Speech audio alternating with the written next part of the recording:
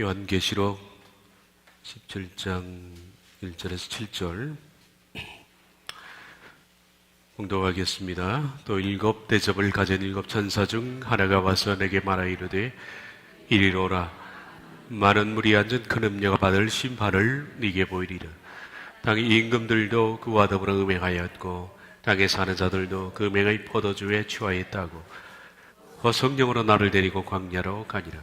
내가 보니 여자가 붉은빛 짐승을 탔는데 그 짐승의 몸에 하나님을 모독하는 이름들이 가득하고 일곱 머리와 열 뿔이 있으며 그 여자는 자줏빛과 붉은빛 옷을 입고 금과 보석과 진주로 꾸미고 손에 금잔을 가졌는데 가져간 물건과 그의 음행의 더러운 것들이 가득하더라. 그의 이마에 이름이 기록되었으니 비밀이라 큰 바벨론이라 땅의 음녀들과 가져간 것들의 엄이라 하였다. 또 내가 보매 이 여자가 성도들의 피와 예수의 증인들의 피에 취한지라.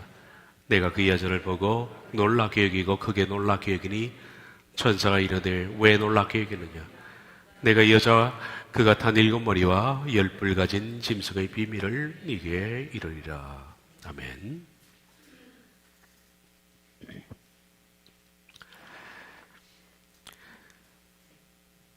교황무호설은 성경에도 없지만은 초대교회의 교부들도 베드로가 뛰어난 권위를 가졌다 이런 인정도 없습니다.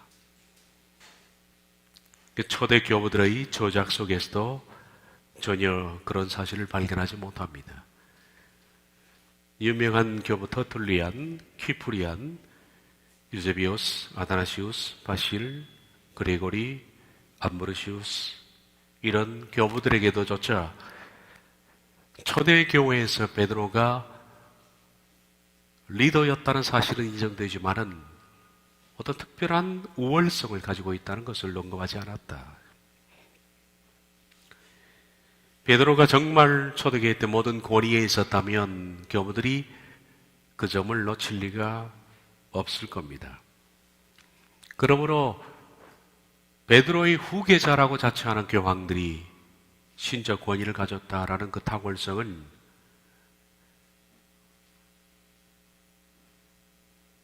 역사에 없는 얘기다.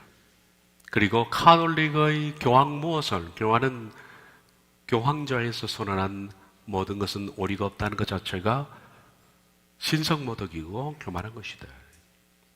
감히 사람을 하나님의 자리에 올려놓고 그 사람의 말을 하나님 말씀처럼 절대화한다는 것은 그 자체가 이단이다라는 겁니다.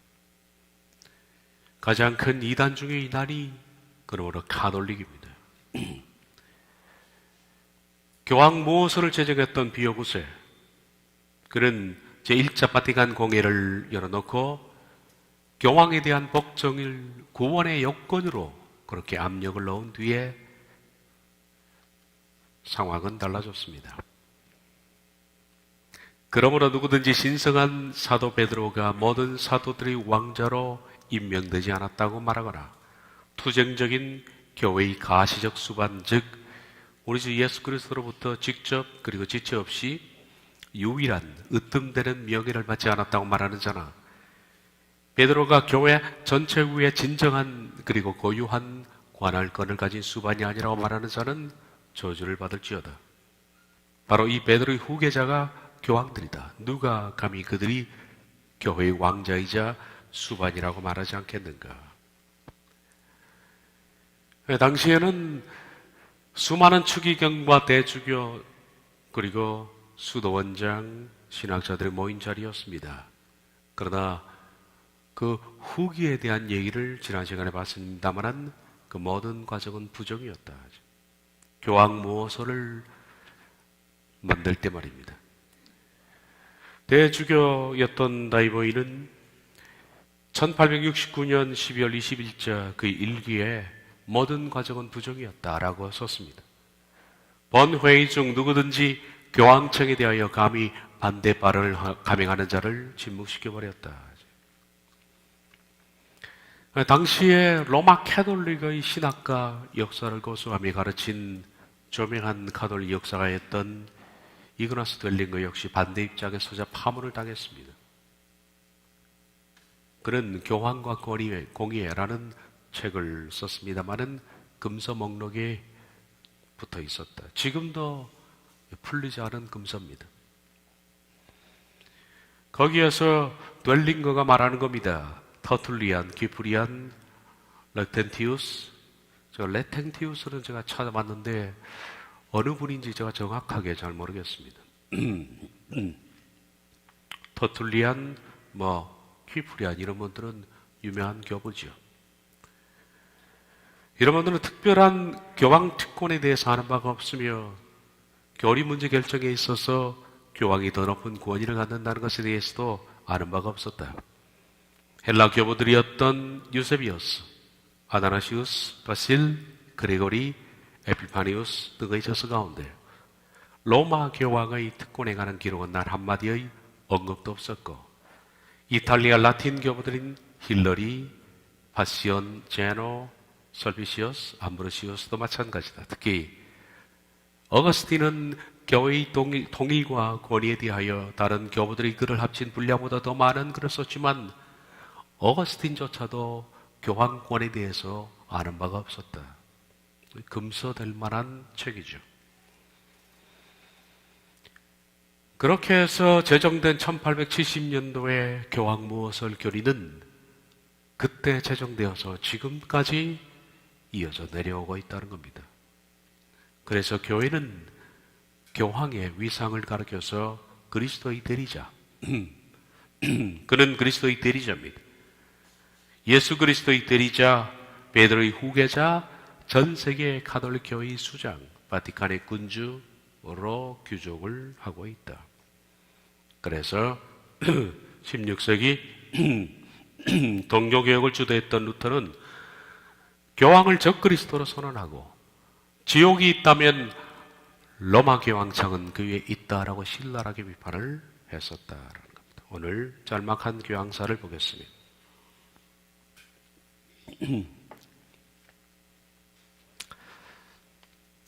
교황의 무리성, 교황은 오류가 없다라는 것이 왜 1870년도에 와서 만들어졌을까요? 실은 교황 중세 때에 있어서 가장 교황권이 찬란하게 권력을 떨쳤던 때가 여러 군데 있었지만은 특별히 천년경, 그레고리 7세 때, 그리고 1200년도경, 이노센트 3세 때, 이때가 교황권의 가장 정점에 있었던 때입니다. 막대한 교황권의 빛을 발했죠. 주 천년경 카노사의 굴력이라고 그러는데, 왕이 교황에게 용서를 빌기 위해서 알프스산을 눈길을 걸어서 교황의 집에서 무릎을 꿇고, 이게 카노사의 굴력입니다. 무릎을 꿇고 용서를 받았던 그레고리 7세 때. 그리고 루터의 종교개혁 이전인 1200년도경에 이노센트 3세에 이어서 기독교인 약 8,000명가량이 학살되었던 종교재판이 설치되고, 그때가 최고의 정점이었는데, 이런 최고의 정점을 이룰 그때도 교황무호설에 대해서는 교리가 제정되지 않았는데, 왜 이것이 1870년대에 와서 교황무호설이 제정됐을까 하는 이유는, 그렇게 교황권이 빛을 발하는 그 시기에도 조차 교황들은 사람들에게 워낙 비리가 만연해서 설득력을 못 가졌다는 증거입니다. 워낙 도덕적으로 추하고 워낙 비리가 많으니까 교황무호설을 감히 제정하지를 못했던 거죠. 그러다가 거의 정신병자 비오 9세가 1800년도에 그냥 밀어붙인 겁니다. 역대 교황들을 보면 베드로의 후계자, 그리스도의 대리자라고 자처를 하지만은 많은 사람들이 저질스럽습니다. 그리고 어떤 심지어는 교황 가운데 여자도 있습니다. 여자라면 어때죠? 근데 남장을 하고 남자로 속여서 여자이지만 교황을 한 적도 있고요. 우리가 짤막한 교황사를 보는데 몇 가지를 보겠습니다. 형제지간이었던 교황 베네딕트 8세 1012년도, 요한 19세는 교황직을 뇌물로 사는 것은 비일비재한 일입니다. 교황직을 매입해서 교황이 된 사람입니다. 베네딕트 9세는 이들과 마찬가지로 교황직을 매입했다가 자기가 사서 2명의 교황에게 팔아버렸습니다. 원래 1명이어야 돼요. 근데 동시에 팔아버린 거예요. 막대한 돈을 받아. 여기 있는 것은 야사도 아닙니다. 이건 정사에 나와 있는 얘기입니다. 1045년 교황 그레고리 6세는 전임 교황 베네딕트 9세에게 고에게 은전을 지불하고 교황직을 사들였다가 이 일이 빌미가 되어서 퇴위도 당했고요. 교황직을 매입한 교황들은 당연히 자기가 교황 되기 전에 추기경으로 있잖아요.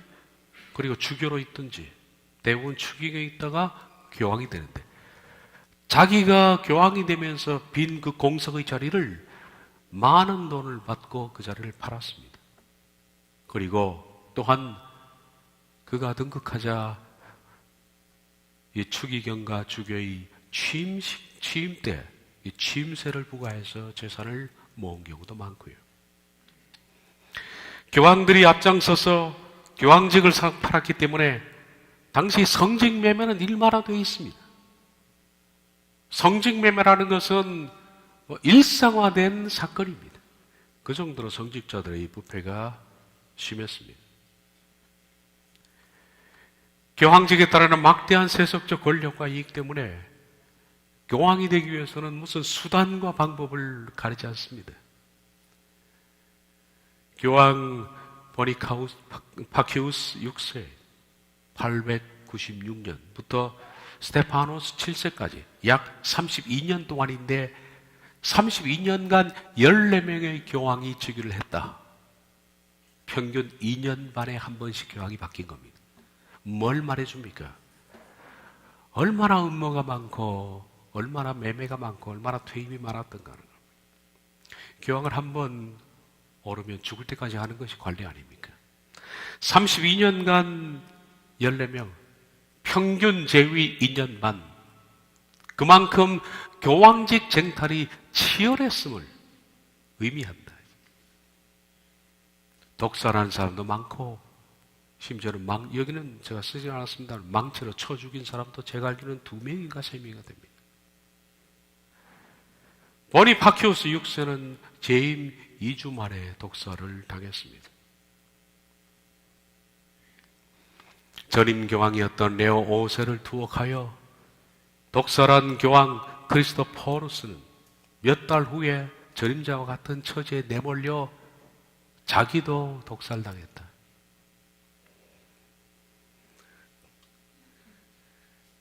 크리스토퍼 포루스를 살해하고 등극한 교황 세르기우스 3세는 로마 집정관의 딸 마루치아와 타락한 생활을 한 것으로 유명하다. 여기 마루치아라는 여자가 등장하는데 이 여자가 교황사에서 아주 대단한 영향력을 발휘한 사람입니다.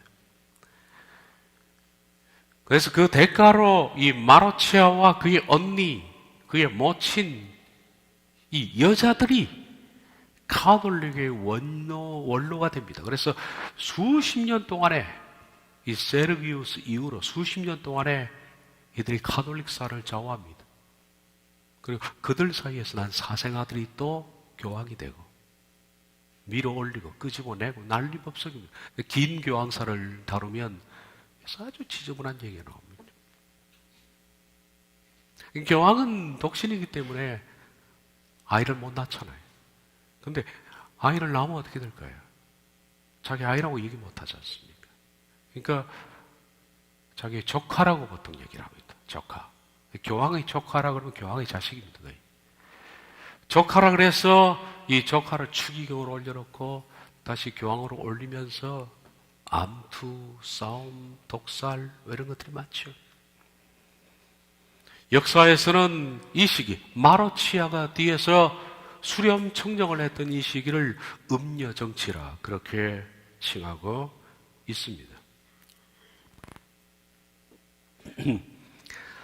이 마로치아와 언니 그리고 그의 모친 이들 사이에도 암투가 벌어졌는데 마로치아의 언니 데오도라의 지지로 선출된 교황 요한 10세 900년경입니다.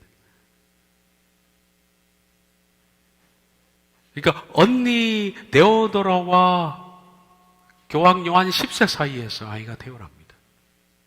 5살이 되자 랭서의 대주교로 5살짜리 아이를 임명을 하는 겁니다. 왜? 돈방석이니까 이것이. 그래서 부정을 저질렀다. 이걸 누가 축출을 하냐면 또 동생인 마로치아가 자기의 조카를 축출합니다. 그리고 살해시키죠. 이후 마로치아의 사랑을 받아 교황이 된 레오 6세는 다른 여인을 사랑했다가 뜨끔한 맛을 보죠. 마로치아에게 암살당합니다. 이 마로치아가 참 이 교황 사이에 있어서 대단한 여인입니다. 마로치아와 교황 세르기우스 3세의 아들이었던 교황 요한 11세는 10대의 나이로 등극했지만은 종족들에 의해서 독살을 당합니다. 어떤 경우는 제가 말씀드린 것처럼 망치로 그냥 해머로 내리쳐서 머리를 자는 중에 죽이기도 하고 몇 명 됩니다. 베개를 덮어서 질식사를 시키고 독살하는 것은 일반 관례고. 마로치아의 손자로서 18살 나이에 등극한 교황 요한 12세는 살인, 성직매매, 서약 위반, 음행 등 각종 범죄 행위로 종교 회의에 회부될 정도로 회의 결과 그는 퇴위를 당했지만은 본인은 인정하지 않고 자기를 퇴위시키기에 동조한 반대파들을 잔혹하게 처벌합니다. 힘이 있으니까. 그러다가 그는 유부나와 간통을 하다가 간통 현장에서 기습을 받아서 사망을 하게 된다. 교황직을 놓고 다툼이 벌어져 신임 교황이 전임 교황을 또는 두세 명의 대립 교황이 서로 비난하고 파문했으며 정적들에게 피해의 복수를 감행하기 시작했다. 이 가운데 시체 공유의 사건은 엽기적인 사건입니다. 교황 사이에 있어서 항상 나오는 얘기입니다. 시체 공유. 우리로 따지면 부관참시죠. 부관참시. 이미 죽은 사람 꺼내서 부관참시하는. 교황 스테파누스 6세는 9개월 전 사망한 교황 포르모수스의 시체를 무덤에서 파내어 교황의 옷을 다시 입힙니다. 죽은 시체를 꺼내서 교황자에 앉아놓고 그 옷을 다시 입히고 재판을 하는 겁니다. 그리고 재판 결과 전 교황의 모든 서품과 공적인 행위가 무효화되었으며 교황 퇴위가 선언됐습니다. 퇴위가 안 되고 죽어놓으니까 그렇게 한 거예요. 이어서 시체에 입혔던 교황복이 찢겨져 나가고 교황이 축복을 베풀 때 항상 오른손 세 손가락을 이렇게 들죠. 이 세 손가락을 모두 잘라버렸습니다. 시체는 티베르 강에 버려졌다. 정치적인 이유로 이런 가공할 만한 재판을 벌인 교황 스테파누스 6세는 결국 자신도 당합니다.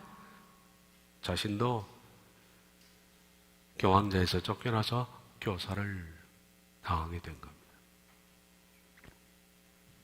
그런데 무슨 교황부호입니까?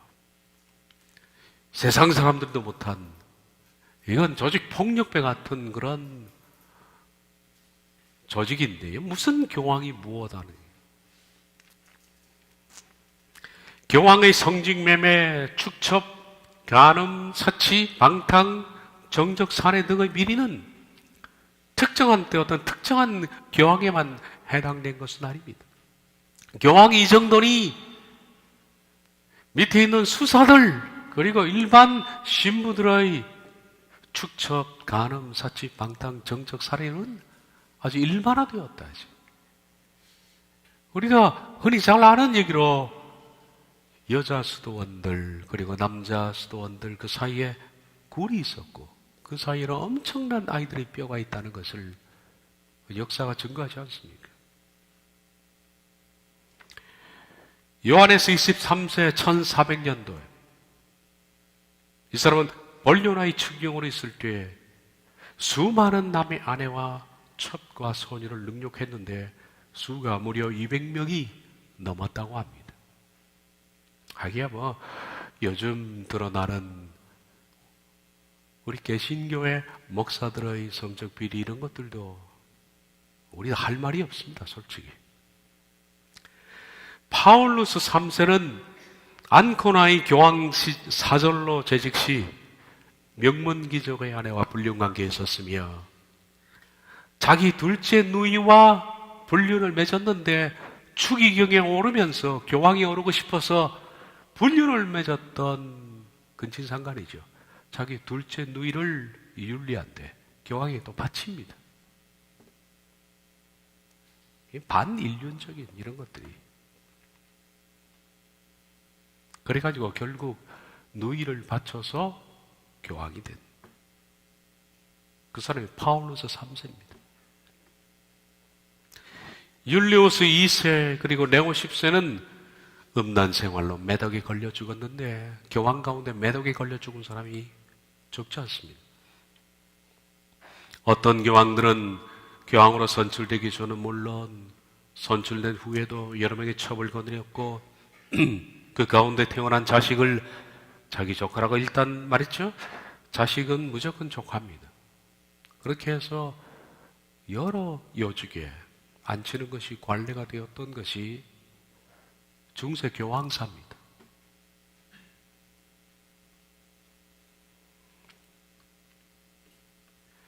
교황의 조카들 자기 자식들이죠. 어린아이라도 추기경 같은 고위 성직을 받았으며 심지어는 교황의 권세가 막강할 때는 10대, 20대 때도 교황직을 물려받기도 했다. 그래서 모든 민중은 교황의 이런 도덕적인, 정치적인 이런 비리와 반윤리적인 이런 것들 때문에 교황 자체의 삶을 인정하지 않았습니다. 사람들은.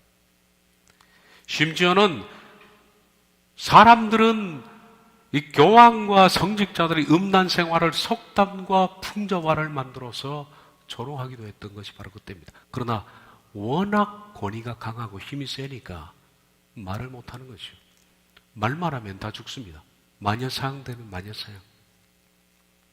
마녀사양은 주로 그냥 마녀라고 해서 마녀로 지칭해서 마남도 있죠. 마남, 마녀인데 여자는 마녀고 남자는 마남입니다. 마귀가 뒤집어 씌웠다 해서 그 사람을 죽이고 뺐는데 그런 것들은 그냥 마음에 안 들면 그렇게 얘기를 하는 거예요. 저럼 죽여야 되겠다 하면 저거 말합니다. 그럼 죽는 겁니다. 심지어는 돈 많은 과부들도 굉장히 많이 죽었습니다. 돈이 많으니까 이 돈이 많은 권세자들의 과부들 이런 사람들은 그 도시에서 그 재산을 뺏는 방법은 아주 간단합니다. 마녀라고 지칭을 해서 죽이고 그러면 자인이 모든 재산은 겨뤄 들어오는 거죠. 그래서 마녀 사냥은 돈을 축적하기 위해서 그 사람을 죽이는 그런 걸로 너무 많이 이용이 됐습니다.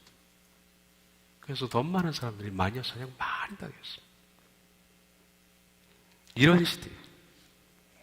가톨릭 자체에서도 가장 형편없는 교황으로 간주되고 있는 교황 알렉산더 6세. 나중에 매덕에 걸려 죽었습니다만은 사람들은 알렉산더 6세를 그 당시 풍자화에 마귀의 얼굴에 알렉산더 6세를 그려놓은 거예요. 그만큼 백성들은 말은 못하지만은 이 교황을 얼마나 타락한 존재로 인식을 했는지, 얼마나 신랄하게 비난하고 있었는지를 우리가 간접적으로 알 수가 있다. 그러니 1870년 전에 제가 말씀드린 것처럼 교황권이 가장 정점에 있었을 때에도 교황 무호설이 제정되지 못했던 이유가 이런 것들 때문입니다.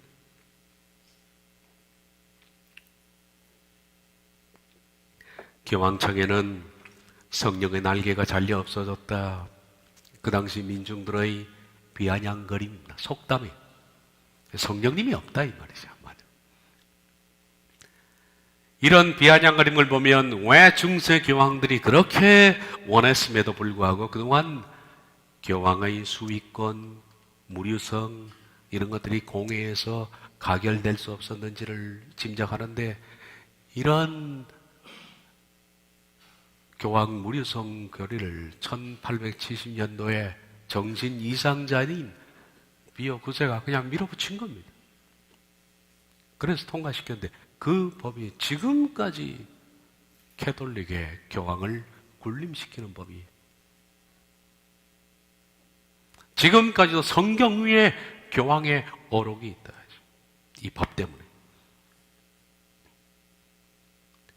비오 9세 지난 시간에 봤죠? 카톨릭의 역사인 프란츠 서버크라우스는 그의 일기에 기록하기를, 교황 비오 9세에 관하여 듀 캠프는 나의 견해 것, 즉 교황은 1848년 이후 정신적으로 병들었고 사악한 자라는 자에 공감한다. 정신적으로 병들었다.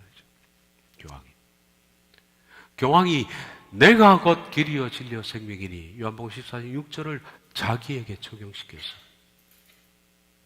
자기가 길이고 진리고 생명이라고. 이 사람이 교황 무호설 교리를 만들었다. 물론 교황들 가운데 아주 드물게 개혁을 추구한 모범적인 교황도 있습니다만은 대부분 인간적인 면모는 민중들에게 결코 그리스도의 대리자로 비춰지지 않았기 때문이다. 근데 앞에서 우리가 살펴본 것처럼 1870년 7월 18일 제1차 바티칸 공회에서 결의하여 공포한 교황 무류성 교리는 교황이 일반 삶이 아니라 교황좌에, 교황이 앉는 의자 있지 않습니까? 교황좌에 앉아서 얘기할 때 오리가 없다 이 얘기입니다. 왜 그랬을까요? 그렇게 말하고 싶지 않겠습니까? 교황은 모든 말에 오리가 없다. 이래야 그들이 하고 싶은 말을 합니다. 교황이 모든 말에 오리가 없는 것이 아니라 교황좌에 앉아서 얘기할 때만 오리가 없다. 이렇게 그들이 바티칸 공회에서 만들었단 말이죠. 왜 그랬을까? 왜 이렇게 양보한 거지? 한 번 후퇴한? 내용을 봅시다. 로마 교황이 교황조에서 선언할 때, 즉 모든 그리스도인의 목자요 스승으로서 사도로부터 전해 내려온 최고의 권위로서 신앙이나 도덕에 관한 교리를 온 교회가 믿어야 할 교리로 정의하고 선포할 때, 성베드로를 통하여 그 후계자인 교황에게 약속된 하느님의 도우심에 의해 교황은 무류성을 지닌다. 하느님은 당신 교회가 신앙이나 도덕에 관한 교리를 결정할 때 이 은총을 내리신다. 따라서 교황이 교황좌에서 내린 교리에 관한 결정은 교회의 동의에 의해서가 아니라 그 자체로서 개정할 수 없는 것이다. 왜 그들은 교황좌라고 못 받고 있을까요? 그것은 자기 스스로도 민망한 겁니다. 그동안의 사적인 비리와 교황사에서 우리가 봤던 것처럼 짤막한 교황사에 그 비도덕적이고 폭력적인 이 모든 문제들 때문에 그들의 사생활 일반적으로 모든 교황이 말하는 것이 오리가 없다라고 말할 수가 없는 거예요.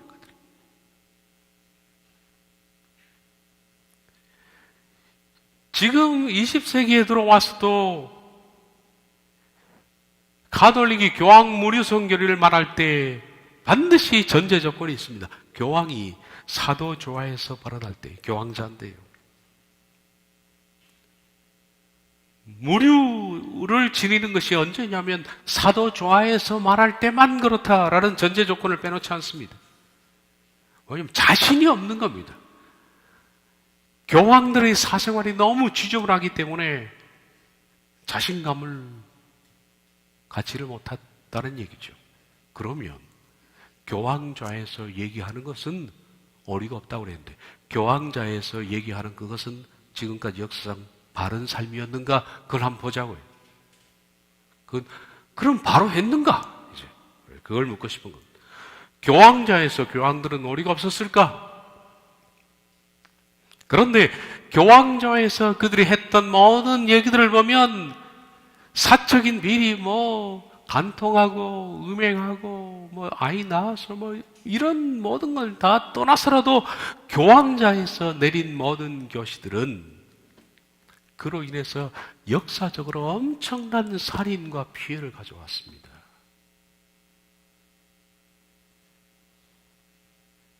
진짜 피해가 큰 겁니다.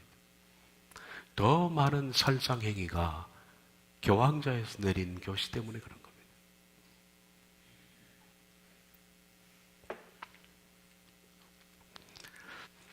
앞서 제가 짤막하게 말했습니다마는 마녀 사냥을, 종교 재판을 설치하고 종교 권력을 독점하기 위해서 내려진 교황의 명령은 수많은 사람들을 툭하면 이단, 마음에 안 들면 이단, 그 마을에서 추기경이나 주교나 마음에 안 들면 이단, 뺏고 싶으면 마녀, 마람, 몰아서 그냥 재산을 다 몰수하는 거예요.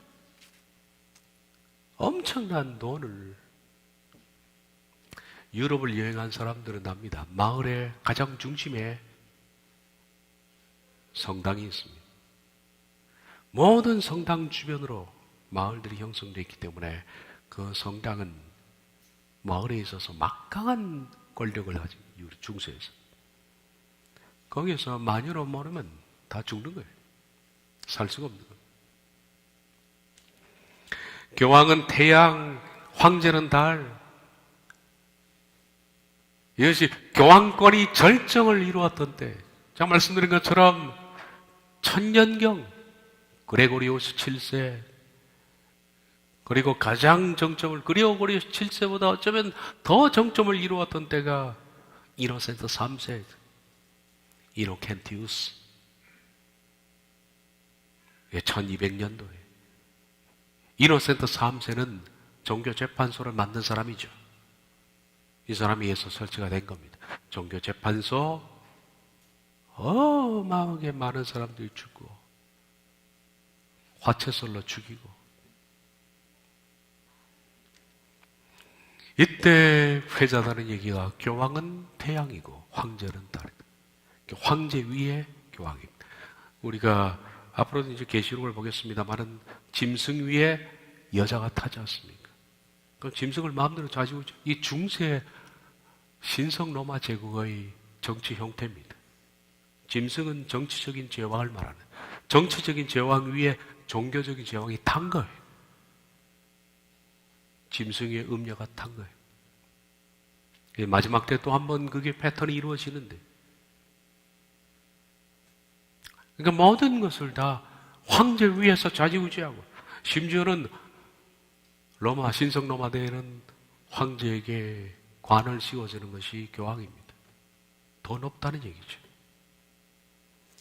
종교재판소는 이후에 약 500년 동안에 100만 명에 달하는 사람을 처형하며 교황권의 유지 강화에 이용이 되었습니다.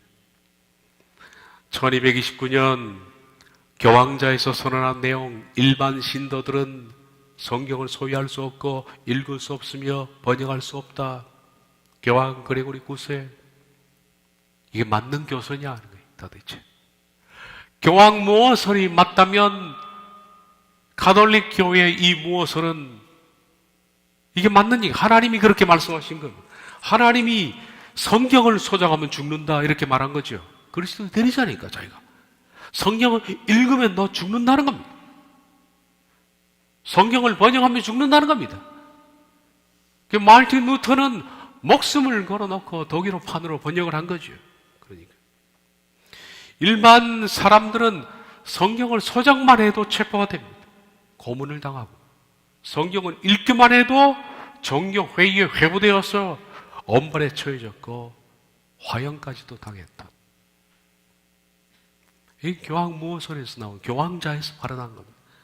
1318년 교황 요한 22세가 마녀 재판을 이단 신물의 관할하에 두는 교서를 내리고, 이어서 후임 교황들이 잇따라 광활령을 내리면서 마녀 사냥의 이상 열풍이 유럽 전역을 휩쓸었습니다. 그때는 마녀로 이 동네 사람들이 숨을 못 쉬는 겁니다. 겁이 났어요. 좀 지키고 좀 있으면 그냥 마녀로, 만함으로 막 찍어버리니까. 그래서 그 마녀 사냥할 때 우리가 그때 제가 사진을 보여드렸죠. 그때는 카메라가 없으니까 전부 그림으로 그리는. 마녀에게는 침을 찔러야지 마귀가 나온다 그래가지고 날카로운 쇠구청으로 사람의 군데군데를 치우, 그런 거 봤습니다. 마녀로 간주되고 화형당한 사람만 적게는 30만 명에서 900만 명까지도 추정을 합니다.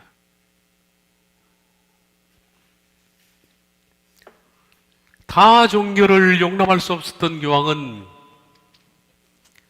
예루살렘 성지가 모슬렘에게 뺏기자 유럽 전체에 있는 사람들에게 그 성지를 빼앗아 와야 된다고, 무슬림에게서 성전을 되찾아야 된다고 전투를 호소해서 우르반 교황에서 십자군 전쟁이 벌어지지 않습니까? 성전 타락 때문에. 단지 성전만 탈환한 것이 아니라 근 200년 동안에 전쟁을 위해서 동원되고 전쟁을 하는 가운데서 수많은 비리와 수많은 학살, 수많은 악이 사행됐습니다. 이 십자군 전쟁. 그래서 지금도 이 모슬렘 쪽에서는요, 기독인들 가운데 특별히 CCC라는 단체는 들어가지도 못합니다. CCC가 캠퍼스 크로세이드거든요. 크로세이드. 십자군이 십자군. 십자군의 약자지. 그것만 들어도 치를 떠는 겁니다. 십자군 전쟁은 가장 폭력적인 전쟁이었습니다.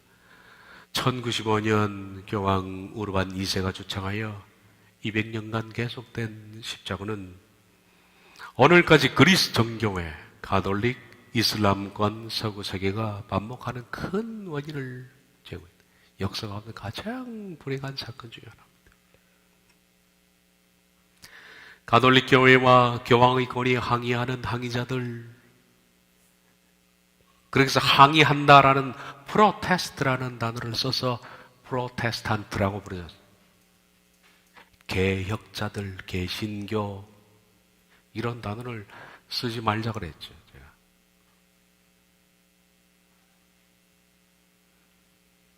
프로테스탄트. 그러니까 개신교들은 자기한테 항의했다. 이런 프로테스탄트를 학살하라고 명한 사람도 교황이었습니다. 교황자에 앉아서. 그게 신의 교시였습니까? 오늘날 교황은 종교적 관용을 강조합니다. 거꾸로 지금의 교황은 모든 종교를 다 인정하고 품을 하지만은 그 이전에는 다 죽였거든요. 당시의 교황들은 가톨릭이 아닌 모든 것들은 독 있는 뱀처럼 박살내라 라는 교서를 연거푸 내리는데, 교황무호설이 맞다면 교황들의 역대 교황들이 말이 맞아야죠.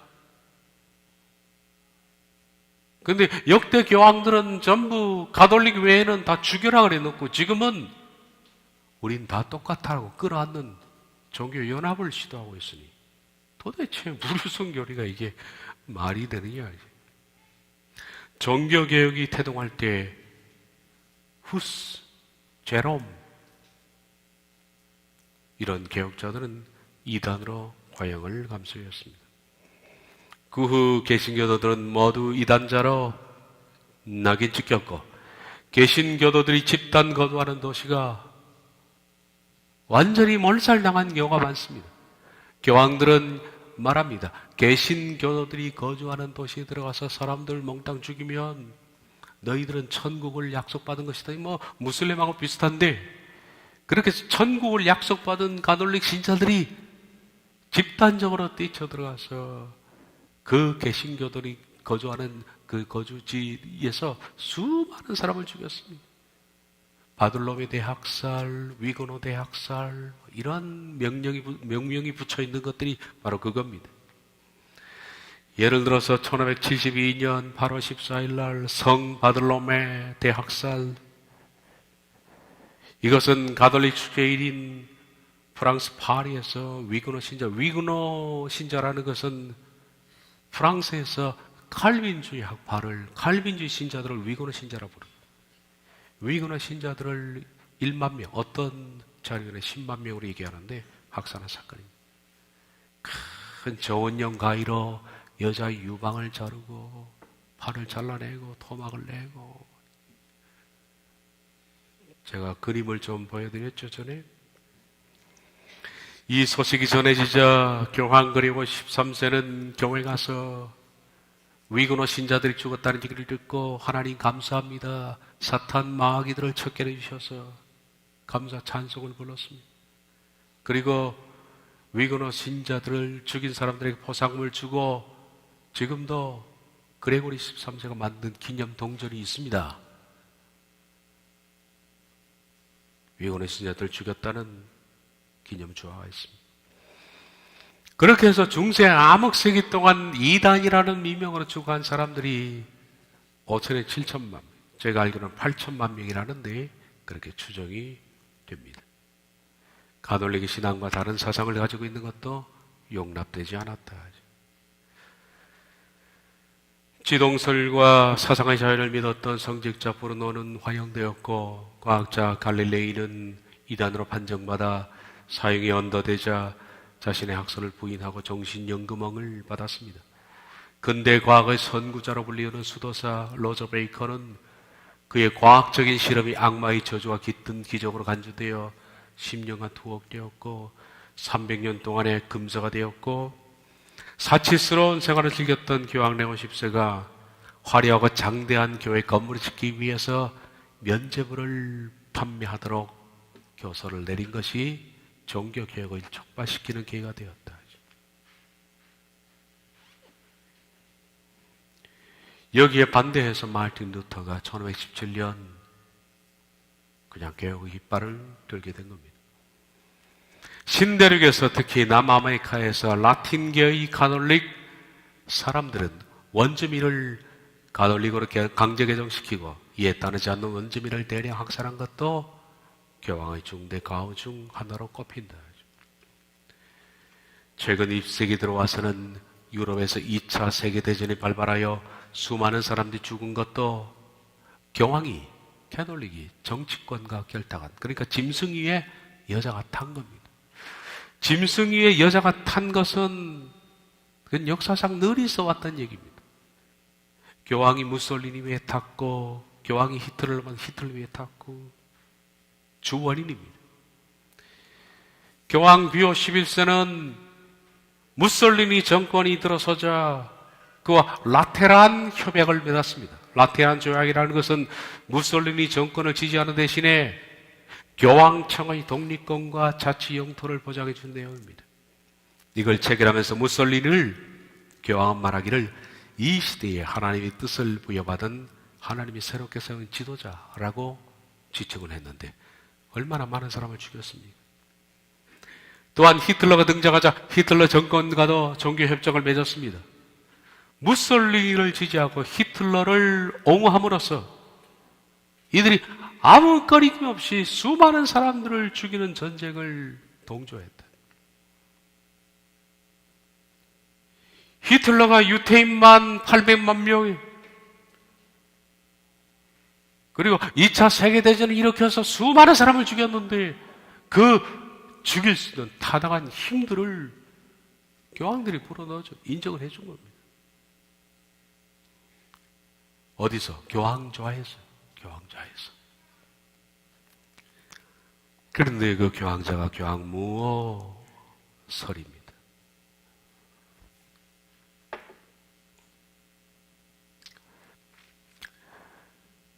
그 당시 사진입니다. 스테파닉 주교는 말하기를 히틀러는 하나님 보내신 사자다.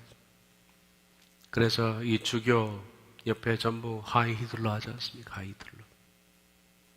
히틀러와 스테파닉 주교 하이 히틀러죠. 보드리라 추기경 히틀러의 전쟁은 유럽 문명을 옹호하기 위한 고귀한 작업이다.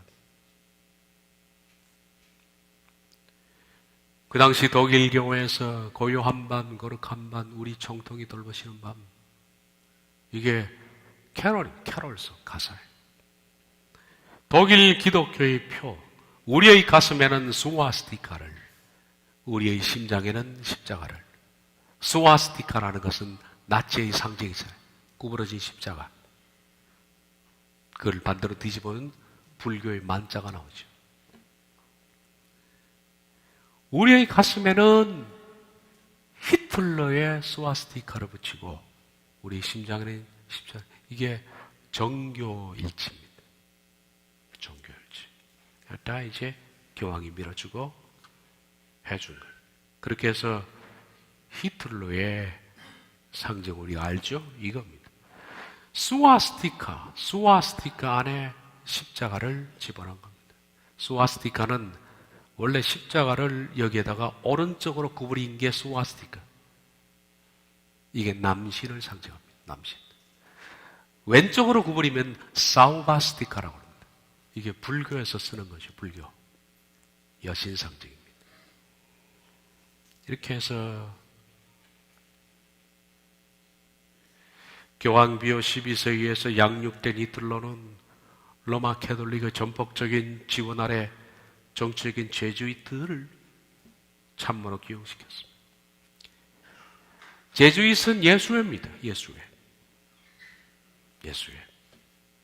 예수회는 로마 캐톨릭의 진짜 캐톨릭이죠. 그래서 로마 캐톨릭의 지금 현재 로마 캐톨릭의 교황은 얼굴 마담이라 그러고 진짜 블랙 캐톨릭이 있습니다. 검은 교황이 있는데 블랙 팝. 그 블랙 팝이 누구냐면 제주이십니다. 예수의 수장입니다. 그가 진짜 교황입니다. 예수의 수장이 각본하고 다짜고 그리고 아주 선한 얼굴을 가진 교황을 뽑아서 꼭두각시입니다. 실제로는 예수회가 다 움직이죠. 예수회가 옛날에 KKK단이라고 두건이라는 거 쓰고 사람을 학살했던 바로 예수회 행동파 대원들, 캐톨릭에서 암살 조직단들, 무서운 힘을 가진 사람들. 이들이 제주잇. 우리나라에도 예수회가 세운 대학이 하나 있죠? 서강대입니다. 서강대. 옛날에 박홍 총장이 예수회. 그래서 이 히틀러 옆에 참모들을 전부 예수의 사람들을 세웠습니다. 그들이 누구냐면 여기에 힘물스, 괴벨스, 철학자 하이데거. 다 시간의 철학자예요. 하이데거. 철학계에서는 하이데거가 꽤 인정을 받는데 다 제주이십니다. 힘물스, 괴벨스.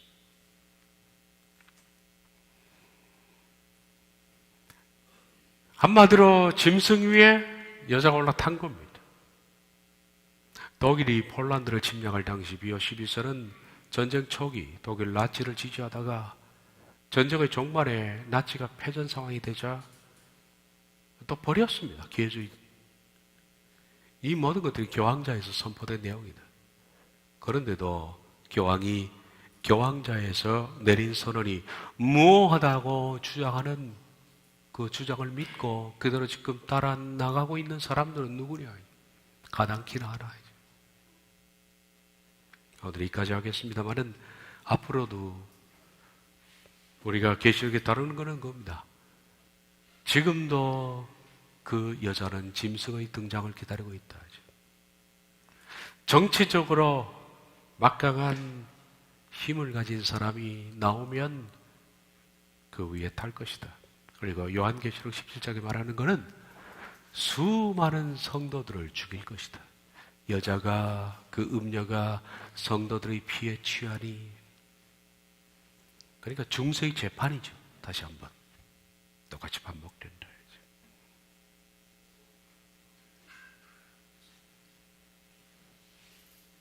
누굽니까? 그분 기억이 안 나는데 그분 목사님이 그랬죠? 요한계시록 17장을 보면 앞으로 수많은 사람들이, 성도들이 그 음녀 밑에서 죽어갈 것을 생각하니 나는 두려움으로 떤다. 그런 얘기를 했던 목사님이 있는데 다음 시간에 제가 한번 찾아보죠. 누가 했던지. 기도하겠습니다.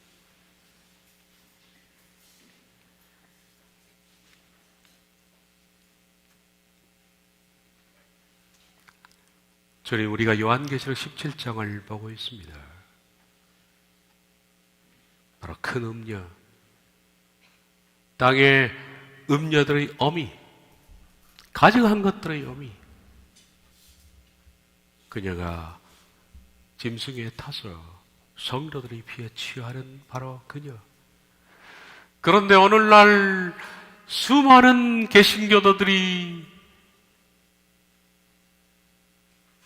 역사에서 그 음녀와 다시 연합해서 다시 그 치마폭으로 돌아가자는 WCC 운동을 하고 있으니 통탄할 일이며 대성통곡할 일입니다.